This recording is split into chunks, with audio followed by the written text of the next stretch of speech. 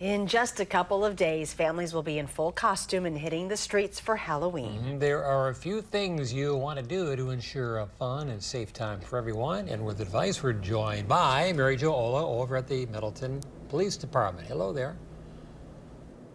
Hello, Rob and Charlotte, and yes, just like you said, the streets are going to be filled with all kinds of monsters, superheroes, princesses this Halloween, and there's a couple things that you'll want to remember before you head out there. So with us this morning is Officer Jo Ola with the Middleton Police Department, here to talk about all the safety things we need to remember. So Officer Ola, where do we even begin?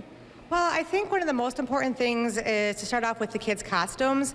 You want to make sure that the costumes are very light in color so that people can see them in the dark. You also don't want them to wear any masks that might fall down over their face so they can't see. A good alternative to wearing a mask would be putting on some type of makeup on their face so nothing can fall over their eyes and they can always see.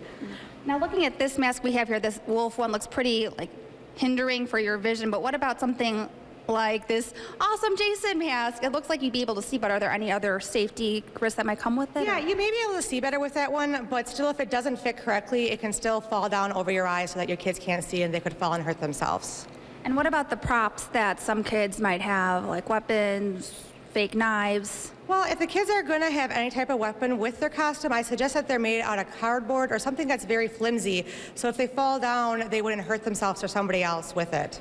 And it can also be pretty dark out there when you head out. Yes. Yes. We want to try to get the kids out. Most Halloween times are between 5 and 7 throughout the community. You want to try to get out in the early hours when it's still light out, and if it is going to get dark out, make sure you bring a flashlight and make sure that your kids have either like a glow stick with them or some type of reflective material on their costume. And it might be a couple of other very simple things, but things that are good to remember. You have a couple other things here that we wanted to show off, like the lights and the candy. What should we know about that or want to remember about those? Well, what I have here is some LED tea lights, and those are great for your pumpkins to use instead of a candle. That way, if you do have kids on your front doorsteps and they have long costumes, they wouldn't be able to catch their costumes on fire with those.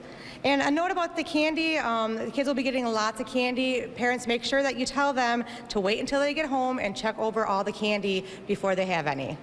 All right, well, very good to know. Thank you so much, Officer Ola, for being with us this morning. And we do have a couple of safety reminders we have there on your screen. Like Officer Ola had just said, things I want to keep in mind is know your routes, take a flashlight, inspect all those treats, watch for open flames, be careful walking between parked cars. If you need a reminder, feel free to head to middletonpd.com for all that information. And Robin Shard, another good thing to remember is all communities have different trick-or-treating hours, so that's something parents will want to double check before they head out this Thursday. Yep. It's definitely it's pretty good to go to the houses you know. Yeah. And ones that have Yes. the porch lights on. Yes, and stuff. exactly. Don't go to dark places. Yep. All right, Mary Jo, thank you. Halloween means all kinds of characters will hit the streets hoping to score big trick-or-treating. Mary Jo is in Middleton this morning with a look at what you should know before you head out. Good morning, Rob and Charlotte. And this Halloween, there's a ton to keep in mind between costumes and kids, but there are a few safety things you'll want to remember. So with us this morning is Officer Jo Ola, the Community Awareness Officer here at Middleton PD. So thank you so much for being with us, Officer Ola. And for starters, where should people or parents even begin? Well, I think one of the most important things is for parents to make sure that their kids' costume is safe. We want them to wear a very light-colored costume so motorists can see them. Then also, we don't want them to wear those big masks over their face. I have a couple examples here where this mask could easily fall down and it could, a child might not be able to see and could slip and fall. A better alternative would be to use some type of makeup. I have some examples over there also that you can paint their face with so it doesn't block their vision. And then going along with the costume side of things that you had mentioned, it's going to be pretty dark. What are some things that parents can do to make sure that you can see their kids at night? Well, the trick-or-treating hours vary between communities, between 5 and 7. If you can get them out earlier before it gets dark out, that is the best. If not, make sure that you're carrying a flashlight. You can put reflective tape onto your kids' costumes. I also have some examples of glow sticks and reflective bracelets. Anything you can do that make your kid visible would be great for them. And then as far as maybe some of the props that kids might have, we always see the fake swords, guns. What is good to know about those things?